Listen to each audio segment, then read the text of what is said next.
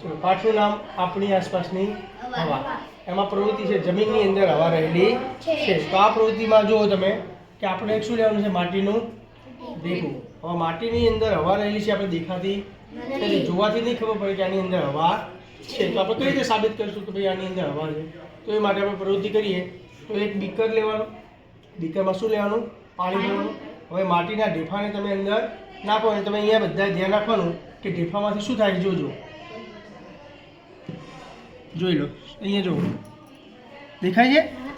ચલો બીજું આપણે મોટું બીજું પણ નાખી જોઈએ એટલે તમે જો ઉપર જો, ચલો દેખાય ને?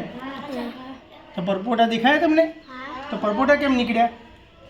કારણ કે જમીનમાં જે છિદ્ર હતા એમાં શું જતું રહ્યું? પાણી અંદર ગયું એટલે જે અંદર રહેલી જગ્યા હતી હવાએ રોકેલી એ હવા પરપોટા રૂપે બહાર આવી ગઈ. બરાબર ને? એટલે આપણને ખબર પડી કે ભાઈ આની અંદર જમીનની અંદર હવા રહેલી છે.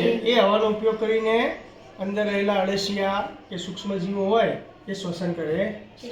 ચલો બરાબર, સમજાઈ જાઓ.